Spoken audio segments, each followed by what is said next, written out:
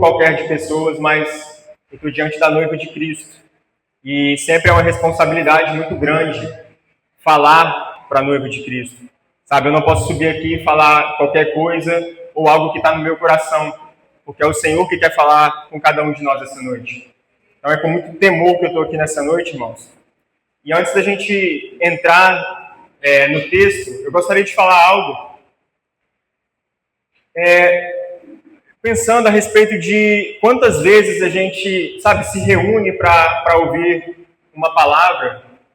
Eu fiquei pensando que nós, irmãos, precisamos levar a palavra do Senhor no mais alto grau de seriedade na nossa vida. Sabe, se você for num médico e o médico falar para você que você está com algum problema de saúde, que você tem que tomar algum remédio, eu tenho certeza que todo mundo aqui vai ouvir aquilo que o médico falar e vai passar a tomar remédios. Porque a gente considera a palavra de uma autoridade em um assunto. Só que, irmãos, a palavra do Senhor, ela não é como a palavra de um médico. A palavra do Senhor, ela não tem nenhum tipo de possibilidade de erro. Nenhum tipo de possibilidade de falha. E se nós consideramos com alto grau de estima as palavras de pessoas, quanto mais nós temos que considerar, num grau ainda muito mais elevado, infinitamente mais elevado, a palavra do Senhor. Então, se você parar para pensar um pouco na sua vida, se você frequenta um culto de 2 a 3 vezes por semana, você ouve, em média, 100 pregações por ano. Fora o que você escuta na internet ou aquilo que você medita na sua casa. Quanto de tudo que nós temos ouvido, nós temos levado de fato em consideração no mais alto grau de seriedade como a palavra do Senhor. Porque o que nós precisamos entender é que quando nós ouvimos uma palavra, o Senhor espera de nós uma resposta. Cada vez que nós nos reunimos e ouvimos a palavra do Senhor, o Senhor quer que a gente dê uma resposta. A resposta é frutificar. Meu pai costuma dizer que frutificar é o resultado da prática da palavra. Então, quando eu pratico a palavra, eu estou frutificando. E a Bíblia vai nos orientar a nós não sermos apenas ouvintes da palavra. Porque quando nós somos apenas ouvintes, nós enganamos a nós mesmos. Mas nós precisamos de ser praticantes. Eu tenho acompanhado pela internet o estudo que está tendo aqui em Atos. E eu tenho visto como que cada um que sobe aqui tem trazido algo do coração do Senhor. Agora, não adianta a gente ouvir todos esses estudos abençoados e não dar uma resposta. O Senhor espera de nós uma resposta essa noite. Amém? Então, Atos, no capítulo 11, para a gente entender o 11, a gente tem que voltar um pouquinho no 10. O Índio pregou aqui semana passada, falando a respeito da história de Nicodemos. Nicodemos, ele era um gentil que recebeu a visita de um anjo, e esse anjo falou para ele buscar Pedro em Jope para receber a palavra de salvação. Quando Pedro vai até a casa de Nicodemos, tem várias pessoas reunidas lá, ele prega o evangelho àquelas pessoas, e enquanto Pedro pregava, o Espírito Santo cai sobre aquelas pessoas que estavam reunidas naquela casa. E aí Pedro passa algum tempo com esses irmãos reunidos ali. Alguns dias ele fica por ali. E o capítulo 11 vai tratar sobre qual que foi a repercussão disso que aconteceu. Como que os judeus receberam a notícia de que os gentios haviam recebido o evangelho? Então é disso que se trata o capítulo 11.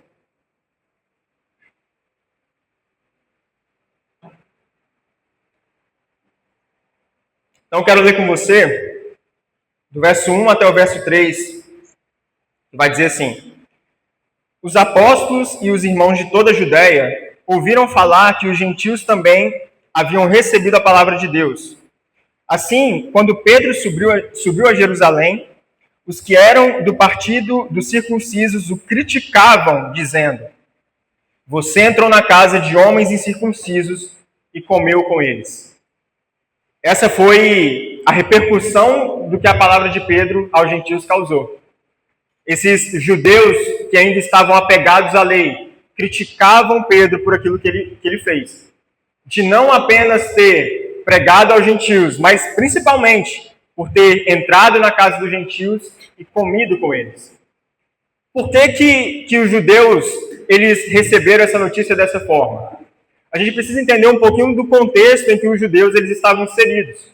Se a gente voltar um pouco em Atos capítulo 1, verso 8, Jesus ele vai dizer assim, para os discípulos pregarem, serem testemunhas em Jerusalém, na Judéia, Samaria e até os confins da terra. Ou seja, era plano do Senhor Jesus que o evangelho também fosse pregado aos gentios. Quando o Espírito Santo cai sobre aqueles homens, cai em Jerusalém, e aí eles começam a pregar o evangelho ali, rapidamente o evangelho se expande em Jerusalém. E aí começa a perseguição. No contexto da perseguição, para onde que os discípulos, os cristãos, eles começam a se espalhar? Judéia e Samaria. Percebe que a ordem daquilo que o Senhor Jesus tinha falado estava sendo seguida. O evangelho em Jerusalém, na Judéia e em Samaria. Mas agora também precisaria ser pregado até os confins da terra. Porém, já havia passado, mais ou menos, estimamos que já havia passado 5 anos do Pentecostes e o evangelho ainda não estava sendo pregado por gentios. A igreja em Jerusalém era quase que exclusivamente de judeus. Mas aquilo que o Senhor falou precisava ser cumprido. Agora, mais do que isso, quando a gente volta para a história de Israel, lá em Abraão, Deus, quando ele chama Abraão, ele diz que por meio dele seriam benditas todas as famílias da terra. Isso significa que sempre foi plano de Deus alcançar as outras nações, mas por meio do povo de Israel, por meio dos judeus. E isso que Deus falou a Abraão se cumpre plenamente em Cristo. Porque em Jesus todos os povos serão abençoados. Mas também era desejo do coração de Deus que Israel fosse o povo que carregasse essa mensagem. Só que com o passar do tempo, Israel foi perdendo esse propósito de vista. E aí, principalmente ali no período intertestamentário, entre Malaquias até João Batista aparecer, houveram algumas coisas, algumas guerras, que fizeram com que o povo judeu perdesse ainda mais essa noção e passassem a achar que eles eram um povo exclusivo de Deus, no sentido de que a salvação era só para eles.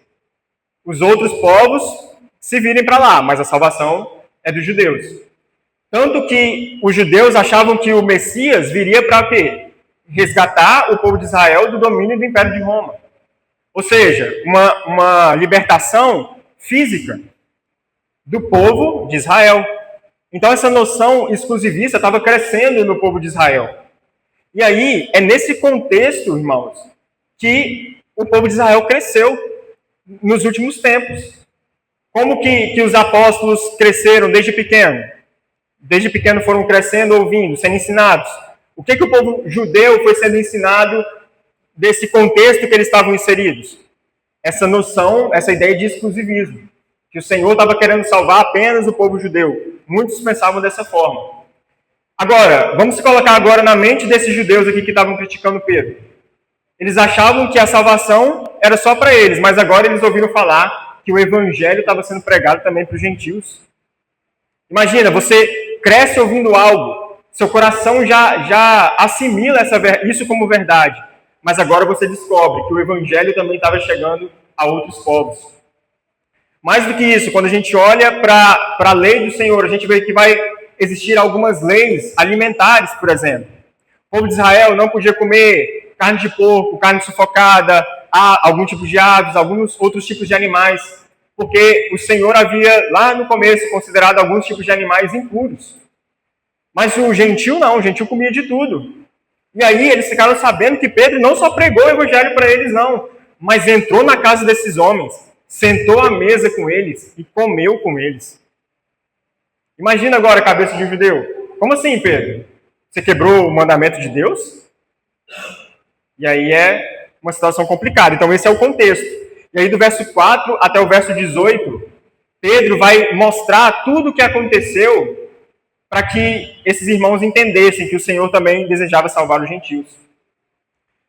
E aí do verso 4 até o verso 10, a gente não vai ler, mas Pedro ele começa a falar aquilo que o Índio falou aqui na semana passada. Ele começa a contar toda aquela história que aconteceu no capítulo 10. Só que dessa vez, ele vai falar da sua perspectiva.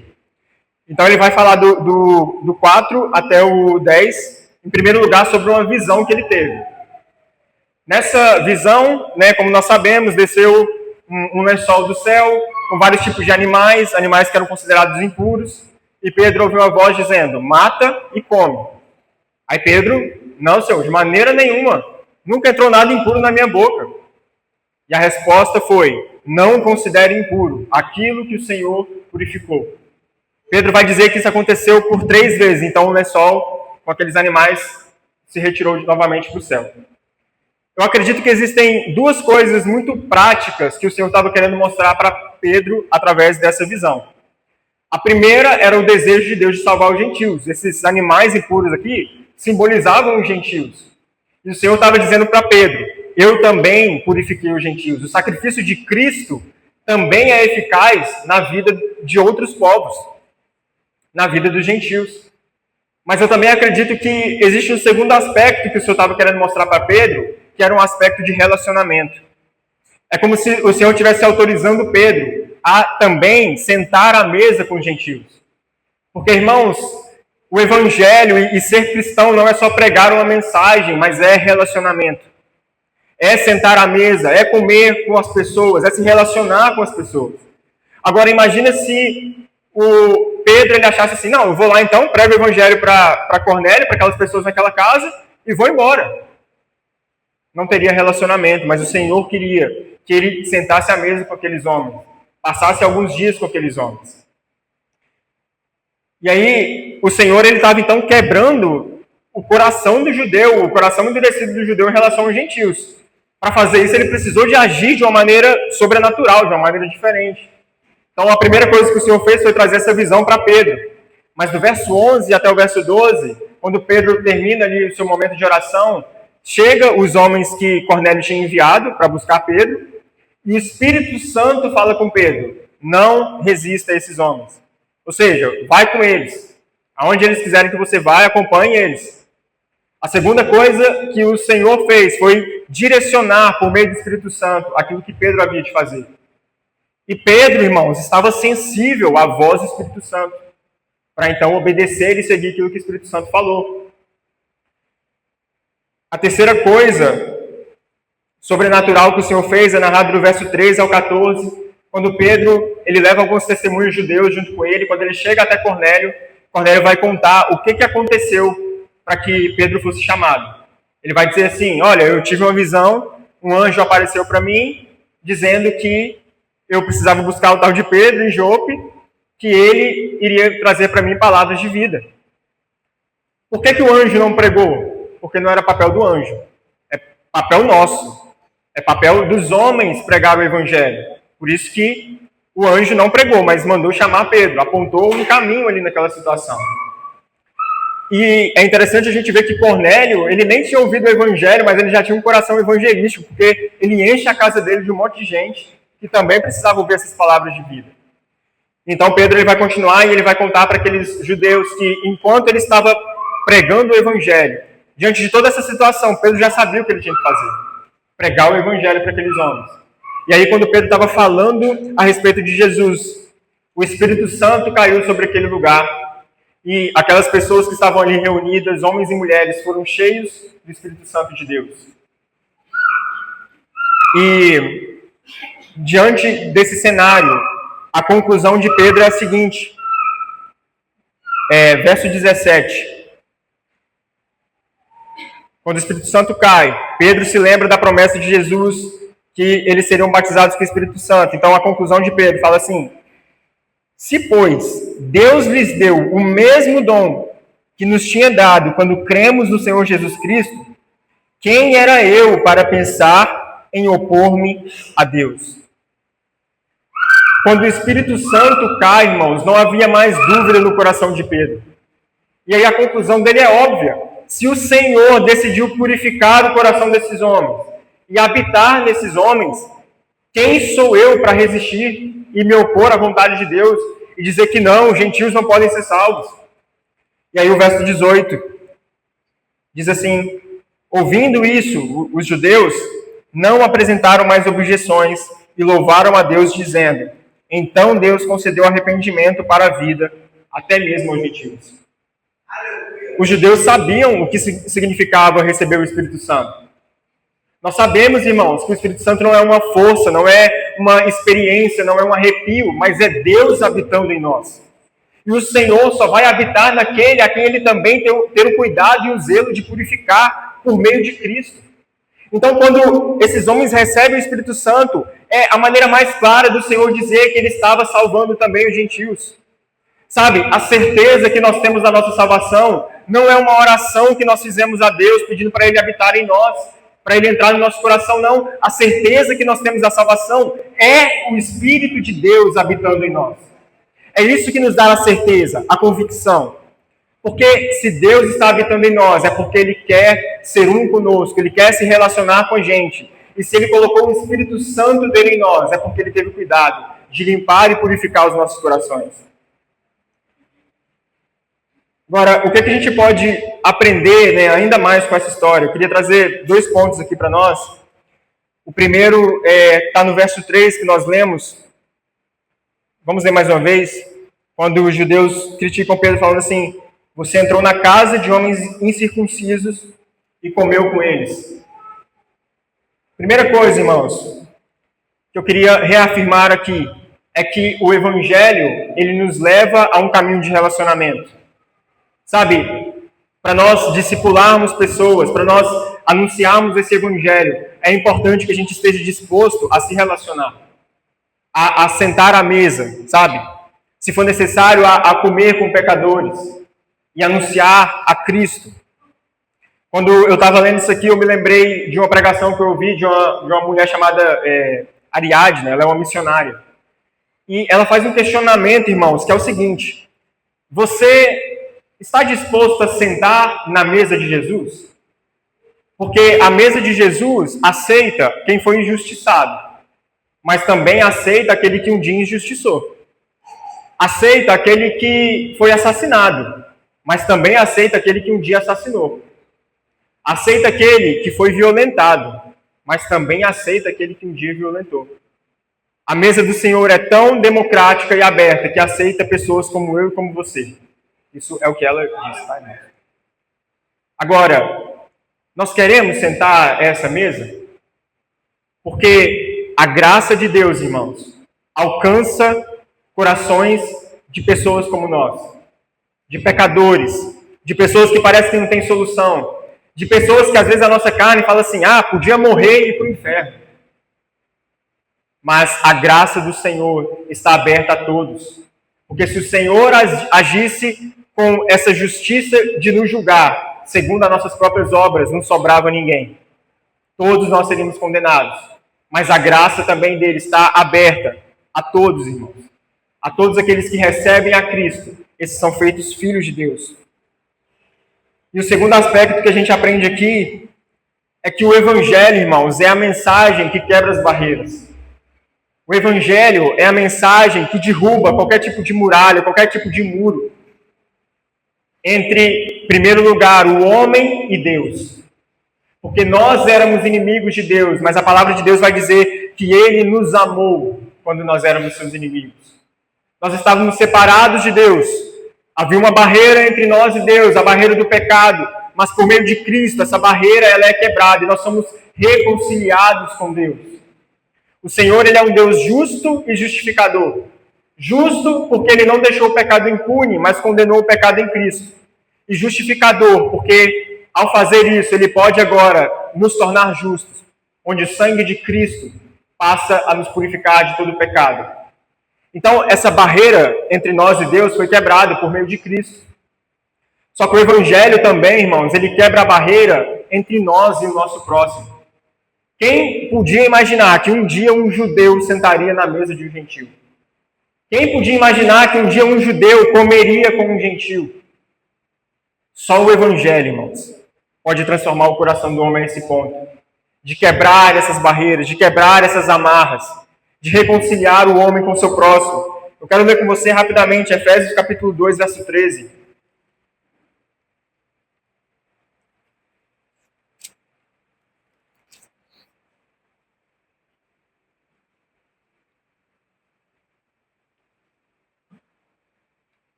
Efésios 2,13 vai dizer assim, Paulo vai dizer: mas agora em Cristo Jesus, vocês, gentios, que estavam longe, foram aproximados mediante o sangue de Cristo, pois Ele é a nossa paz, o qual de ambos fez um, e destruiu a barreira, o muro da inimizade, anulando em seu corpo a lei dos mandamentos expressa em ordenanças.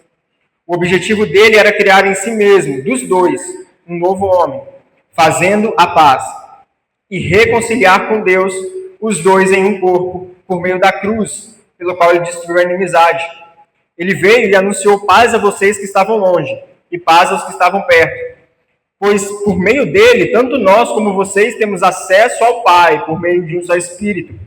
Portanto, vocês já não são estrangeiros nem forasteiros, mas co-cidadãos dos santos e membros da família de Deus.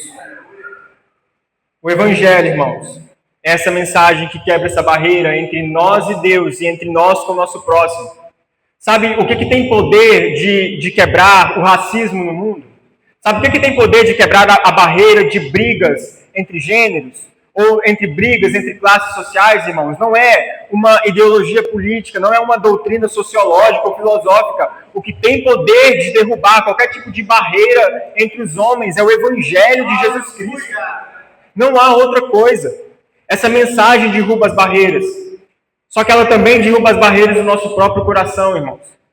Onde muitas das vezes a gente levanta barreiras contra o nosso próprio irmão. Sabe, a fofoca é tão comum dentro da igreja quanto é fora dela.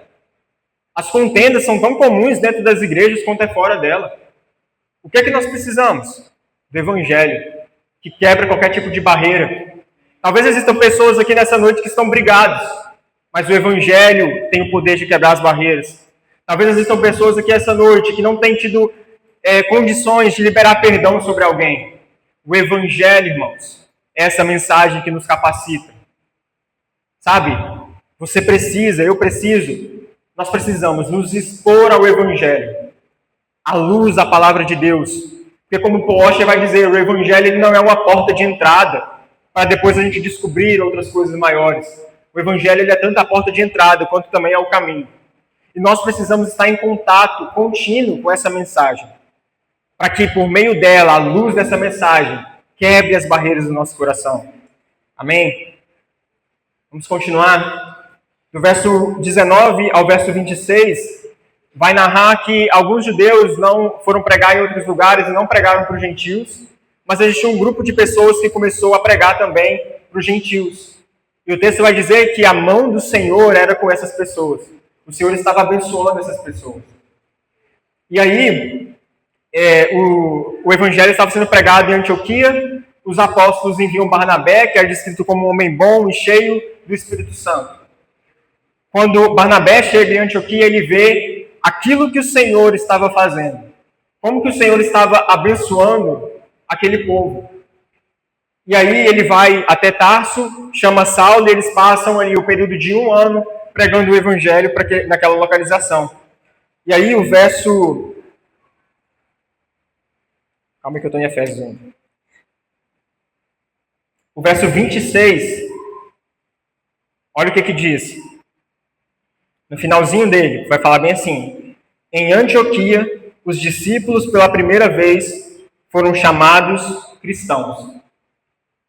Quando esses homens estavam ali vivendo e se relacionando com aquele povo em Antioquia, revelando Cristo para eles, o que é mais indicado é que, de uma maneira pejorativa, as pessoas começaram a chamar eles de cristãos, como uma forma de deboche, tipo assim, lá o imitador de Cristo. Mas era uma realidade. Aqueles homens eram de fato, aquelas pessoas imitadores de Jesus Cristo, a ponto de eles serem reconhecidos como imitadores de Cristo, como cristãos. E aí, a pergunta que eu faço é como que as pessoas nos reconhecem? Sabe, será que as pessoas, hoje em dia, né, todo mundo é cristão, né? Então, será que as pessoas nos reconhecem como cristãos porque a gente frequenta uma igreja? Porque a gente posta coisas no Instagram? Tudo isso é maravilhoso, tá, irmão? Mas será que as pessoas têm nos reconhecido como cristãos por causa disso? Ou por causa da nossa conduta? Porque tem muita gente que se diz cristão, mas que vive que nem um diabo, né? Não tem um relacionamento com o Senhor e vive uma vida completamente entregue ao pecado. Mas se diz cristão. E será que nós somos reconhecidos como cristãos pela nossa conduta ou porque a gente assumiu um título para nós? Sabe, se a gente parar para ver, hoje em dia a pesquisa é que mais ou menos 25% da população do Brasil se diz evangélica. Não cristã, católica, não, evangélica. Um quarto da população. É como se numa roda em que tivesse 4 amigos, um ali fosse crente, fosse cristão, fosse um servo e um imitador de Jesus. Agora, se de fato, em uma roda onde existem 4 pessoas, um ali fosse a representação de Jesus, o imitador de Jesus, será que o nosso país estaria, da forma como está? Será que as coisas estariam como estão no Brasil e no mundo hoje? Agora a gente tem que olhar para a nossa própria vida. Como que nós estamos vivendo e agindo nos nossos círculos de amizade?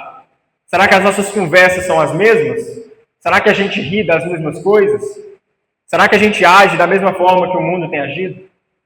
Então nós temos que refletir isso. Eles foram reconhecidos como cristãos pela prática que eles tinham no cotidiano. E aí do verso 27 até o verso 30, vai dizer que alguns profetas foram até Antioquia naqueles dias, e um deles, chamado Ágabo, profetizou que haveria uma fome em algum tempo. Essa profecia se cumpriu, e os judeus e os irmãos de Antioquia enviaram ajudas para os irmãos na Judéia. Quando o Espírito Santo ele direciona algo, ele espera uma resposta. É aquilo que a gente falou também no começo.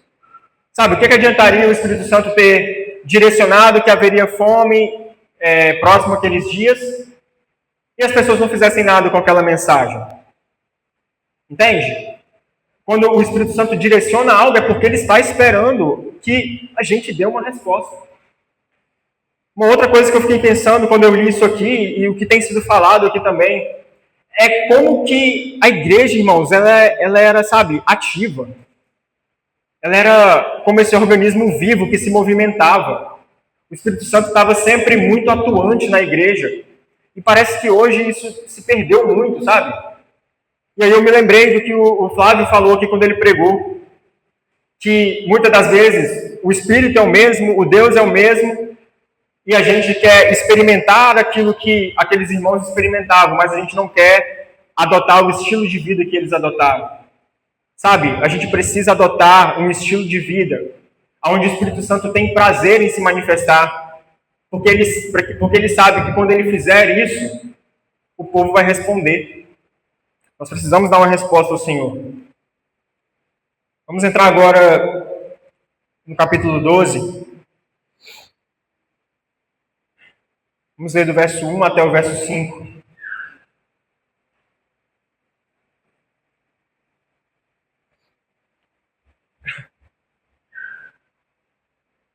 Atos capítulo 12, de 1 até o 5, vai dizer assim: Nessa ocasião, o rei Herodes prendeu alguns que pertenciam à igreja, com a intenção de maltratá-los, e mandou matar à espada Tiago, irmão de João.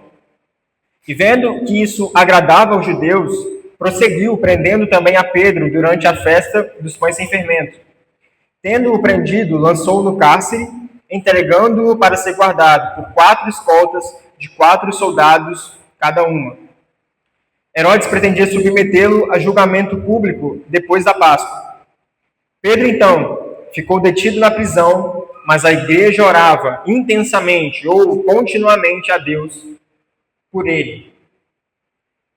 Esse Herodes aqui, ele era chamado de Herodes Agripa I, ele foi rei na Judéia durante os anos de 41 a 44 depois de Cristo. E ele buscava formas de agradar aos judeus que ainda pertenciam à lei. Qual foi a forma que ele achou de fazer isso? Perseguir e maltratar os cristãos. Então ele prendeu alguns cristãos e mandou matar a Tiago. Quando Tiago morre, o texto vai dizer que ele percebeu que isso agradou os judeus. E aí, então, qual que foi a estratégia que ele adotou? Começar a perseguir os líderes religiosos. E o próximo na lista dele foi Pedro. Pedro, então, foi preso na época da festa dos pães sem fermento, era o período da Páscoa. Nesse período, não poderia ser feito o julgamento para ele ser condenado à morte. Então, era necessário passar ali alguns dias, 7 dias, mais especificamente, para que o período de festa acabasse e Pedro pudesse, então, ser julgado e condenado. E aí a gente não vai ler, mas quando chegou ali no último dia, na parte da noite, Pedro estava dormindo, então um anjo do Senhor apareceu para libertar Pedro. Lembra que tudo isso estava acontecendo num contexto onde a igreja estava intensamente e continuamente orando por Pedro. Pedro, então, ele é libertado por um anjo, algo milagroso acontece, porque ele passa pelas portas da prisão, ninguém faz nada, e ele sai pela porta da frente. Quando ele chega na rua, ele percebe que aquilo não foi uma visão ou coisa do tipo, mas realmente estava acontecendo. E ele glorifica a Deus, porque ele entendeu, né, o propósito de Deus ali. Então ele vai até a casa de Maria, onde a igreja estava reunida. Quando ele chega lá, a igreja estava lá reunida orando. E aí ele bate na porta, uma das servas vai abrir a porta, ela ouve a voz de Pedro, ela nem abre o portão, já volta correndo para falar para a igreja, de tanta empolgação, né, que Pedro havia sido liberto. A primeiro momento, a igreja não acredita que Pedro realmente estava na porta. Eu não acho que era por falta de fé, mas eu também não acho que eles imaginavam que Pedro seria liberto dessa forma, né? Mas então eles vão e descobrem que, de fato, Pedro realmente tinha sido liberto por um anjo do Senhor. Ele conversa um pouco com aqueles irmãos e depois ele vai para outro lugar, ele foge daquele lugar para não ser preso de novo, né? Porque claramente não era propósito do Senhor que Pedro morresse ali, mas também Pedro não ia ficar dando bobeira, né? Permanecer ali na cidade correndo risco de ser preso de novo. O que a gente consegue, irmãos, tirar nessa história para a nossa vida? Eu queria focar nesse momento sobre o poder da oração. No verso 5 vai dizer que a igreja intercedia, orava intensamente ou continuamente pela vida de Pedro. A igreja, irmãos, tinha uma noção muito séria do poder da oração, da seriedade que era se reunir para orar, em qualquer situação, para interceder pela vida de alguém. Tiago havia sido morto há pouco tempo, mas isso não abalou a fé daquela igreja no lugar de oração. Eles continuavam clamando a Deus. Eles sabiam que a esperança deles estava naquilo que o Senhor podia fazer. E nós precisamos pensar, né, como que nós temos utilizado a oração da nossa vida. Sabe, eu sei que, imagino que você já ouviu essa pergunta, né? Mas será que você tem utilizado a oração como a primeira coisa ou como a última opção? Sabe, quando tudo está dando errado, quando não tem mais solução, é mesmo, né? A gente pode orar e falar com Deus também, pedir ajuda para Ele. Sabe, muitos cristãos, irmãos, têm desprezado a oração, têm desprezado o poder da oração. E nós temos que levar a oração a sério, não como a última saída ou a última solução, mas viver uma vida em oração. Sabe, oração não é uma coisa tipo assim, está acontecendo um problema na minha vida, a primeira opção é a oração. Não é que a oração é a primeira opção, é nós vivermos essa vida de oração contínua. Sabe, quando Pedro foi preso ali, não é que os irmãos se lembravam que eles poderiam orar, não. A oração fazia parte da rotina daqueles irmãos. Porque a gente pode olhar para esse texto e falar bem assim, não, mas o texto mostra aqui que os irmãos parece que oraram como se fosse a última opção, né? Não tinha mais nada para fazer, Pedro já estava preso, Pedro já ia ser condenado já, então a última opção era orar. Mas não, irmãos, porque quando a gente vai em Atos 2:42, vai dizer que a igreja perseverava na doutrina dos apóstolos, na comunhão, no partir do pão e nas orações. Era hábito da igreja orar. Era hábito da igreja estar nesse lugar de oração. E precisa ser um hábito nosso, individualmente, como igreja, orar ao Senhor. Quando nós oramos para a vida de Martinho Lutero, vai dizer que ele orava em média 2 horas por dia. Mas era interessante que quanto mais ele estava na correria, mais ele orava. Ele dizia bem assim, nossa, hoje o meu dia está tão atarefado, eu tenho tanta coisa para fazer que eu preciso pelo menos orar 3 horas. A gente faz o contrário, né? Quanto mais atarefado, menos tempo para Deus a gente dá. Mas por que Lutero fazia isso? Porque ele entendia o poder da oração. Ele entendia que mais importante do que tentar resolver os problemas com a força do braço dele, era se colocar diante do Senhor. Porque a gente pode pensar assim, não, eu posso fazer um monte de coisa. Eu vou perder meu tempo orando 2, 3 horas por dia? Eu estou cheio de coisa para fazer, eu vou passar 3 horas orando? Não, eu preciso correr e fazer as coisas. Mas quando a gente entende que não é na força do nosso braço, mas pelo poder e pela capacitação do Senhor, a gente entende então que a oração ela tem esse poder. Quando nós não cultivamos uma vida de oração e só utilizamos a oração em último caso, é como se a gente estivesse dizendo assim para o Senhor: Senhor, quando tudo estiver dando errado, eu vou até você. Mas quando as coisas estiverem bem, aí eu não vou me preocupar tanto assim. Porque a oração, irmãos, ela tem 2 aspectos muito importantes. O primeiro é que por meio da oração, o Senhor, ele decide, ele vem e ele libera as bênçãos dele. Sabe, Pedro foi liberto porque era da vontade do Senhor, ou Pedro foi liberto porque a igreja orou? As 2 coisas. As 2 coisas. Era vontade do Senhor libertar Pedro por meio da oração da igreja. Então, quando nós oramos, o Senhor, ele vem e ele libera o poder dele. Ele vem e ele executa a vontade dele. Esse é o poder e a bênção da oração. Mas existe uma segunda característica da oração, que é a característica do relacionamento com o Senhor. Lembra quando Jesus disse, quando orarem, entra no teu quarto, fecha a tua porta, que o Senhor que te vê em secreto. No lugar de oração, irmãos, o Senhor nos vê. É um ambiente de relacionamento com o Senhor. É um lugar para a gente estar em comunhão com o Senhor. E aí, nesse lugar, ele vem e ele nos recompensa. Mas a recompensa, ela é assim, ela é uma consequência, mas talvez ela não seja assim, nem a consequência mais importante, porque mais importante do que as bênçãos que a gente recebe é cultivar um relacionamento com o Senhor. Então, a oração é esse lugar onde a gente cultiva relacionamento. Quero que você guarde isso essa noite. Quando Deus ele quer fazer algo, ele levanta pessoas para se colocar no lugar de oração. A gente vê isso na vida de Neemias, quando o Senhor, ele com certeza desejava reconstruir os muros. Mas o que aconteceu? Um homem se levanta para orar dia e noite.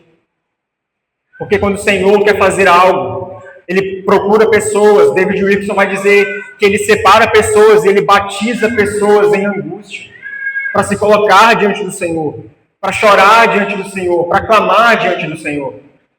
Recentemente eu estava conversando com o Caio, daqui da igreja, e a gente estava falando sobre como que é difícil a gente orar por um longo período. Mas por quê? Porque normalmente quando a gente vai orar ao Senhor, a gente começa a querer falar das nossas necessidades. Senhor, eu preciso disso, preciso daquilo, me ajuda em tal situação. E aí rapidamente o assunto acaba. Mas a gente precisa entender algo. Oração é um lugar de relacionamento onde eu compartilho meu coração com o Senhor. Mas o Senhor compartilha o coração dele comigo também. Tem um monte de coisa no coração de Deus para ser compartilhado, mas ele não encontra muitas das vezes pessoas que se colocam diante dele para que ele possa compartilhar o coração dele. Sabe, irmãos, 3,2 bilhões de pessoas não ouviram, não têm contato com o Evangelho. E a gente está preocupado em ficar pedindo coisas para o Senhor apenas. Será que o Senhor não quer compartilhar o coração dele sobre essa necessidade? Sobre algo que está no coração dele? Não estou dizendo que Deus tenha necessidade de algo.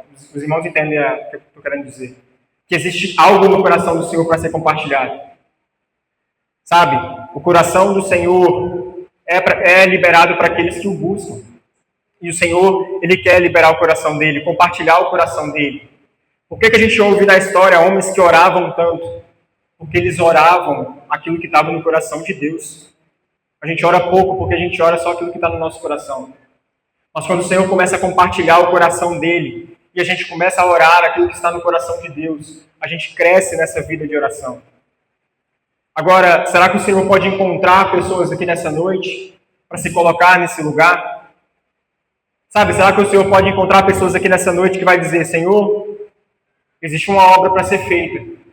Eu sei que o Senhor quer compartilhar o seu coração e eu estou aqui para receber a sua palavra. Mas a gente não pode imaginar que é algo leve para se carregar aquilo que está no coração do Senhor. É lógico que é Ele que nos capacita, é lógico que é Ele que nos dá força, mas é como tem uma música que vai dizer que é um texto, né? Que a mensagem é doce aos lábios, mas é amarga para aqueles que aceitam carregar. Quando o Senhor compartilha aquilo que está no coração dele, ele compartilha com pessoas maduras. Leonardo Ravenhill, ele fala bem assim: o Senhor não pode compartilhar fardos com pessoas imaturas.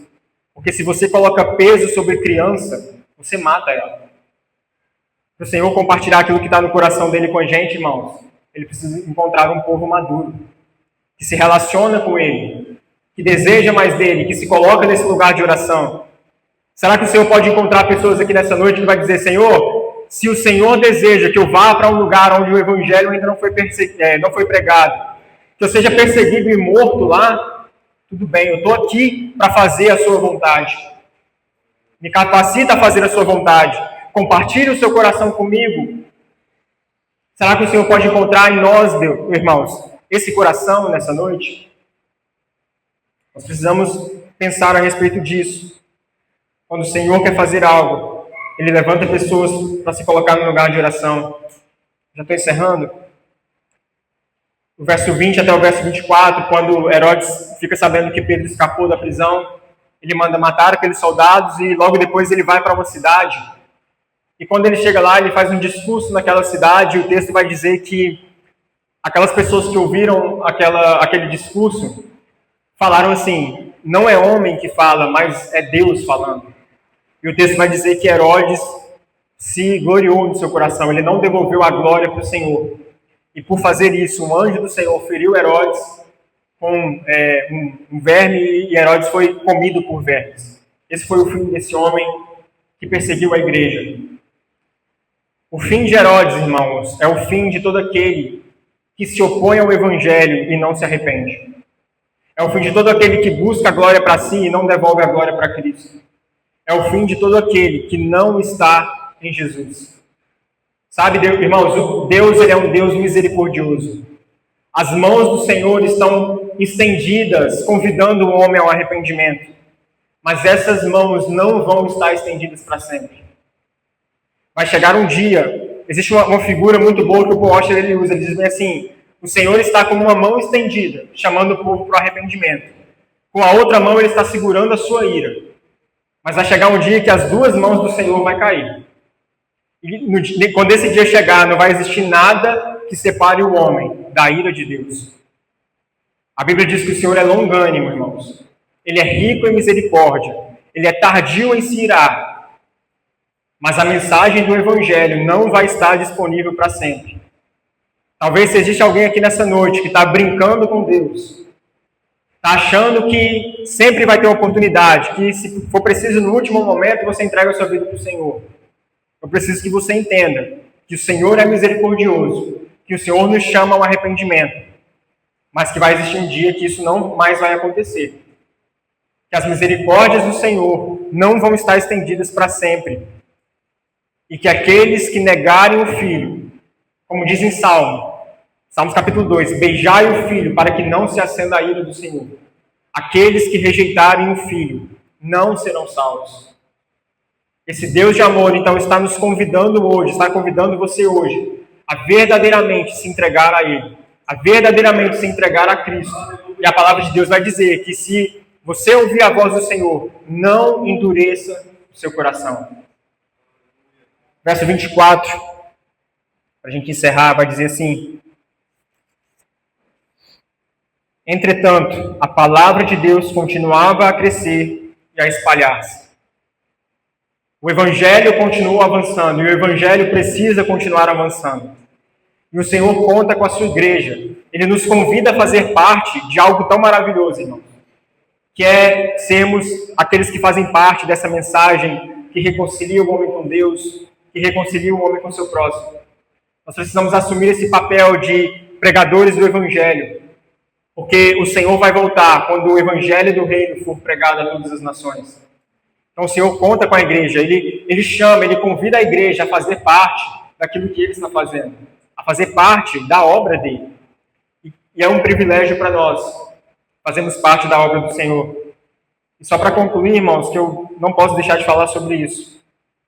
Quando a gente lê no versículo 3, no versículo 5, que a igreja orava continuamente por Pedro, a gente precisa se lembrar, então, nesse momento, dos nossos irmãos que têm sofrido perseguição por causa do Evangelho.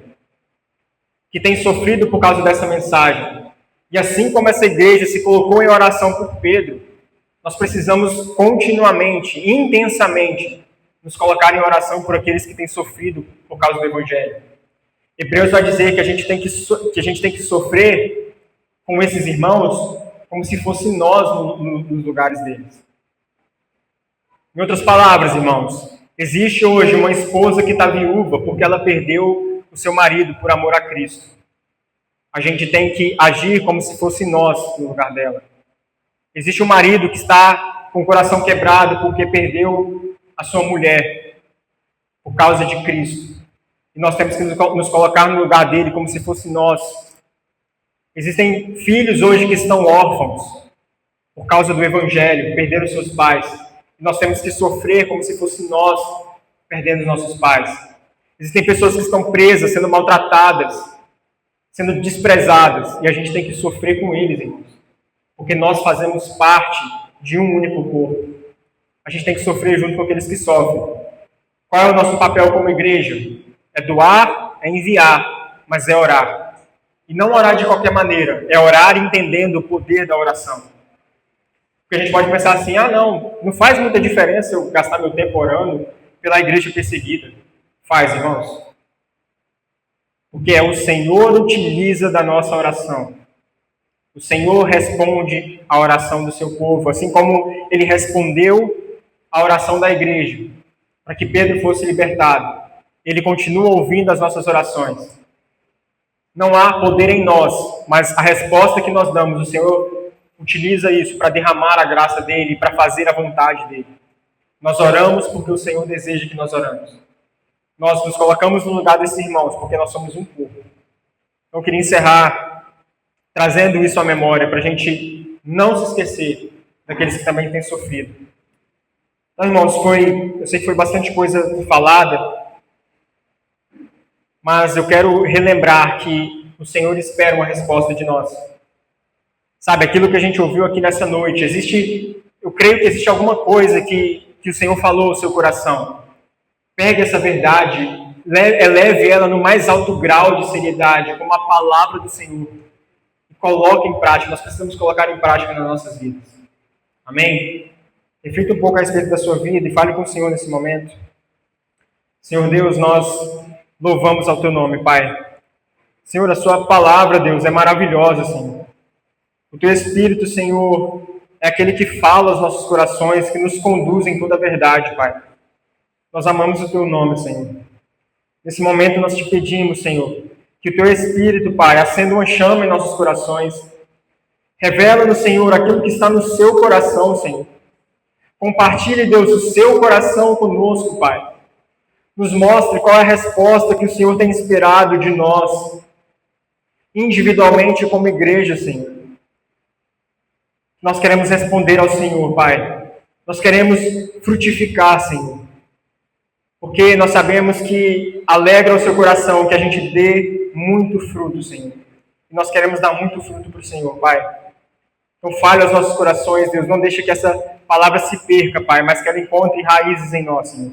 Nós clamamos pelo poder do Teu nome, Pai. Em nome de Jesus, Deus. Amém. Obrigado, irmãos, pela oportunidade.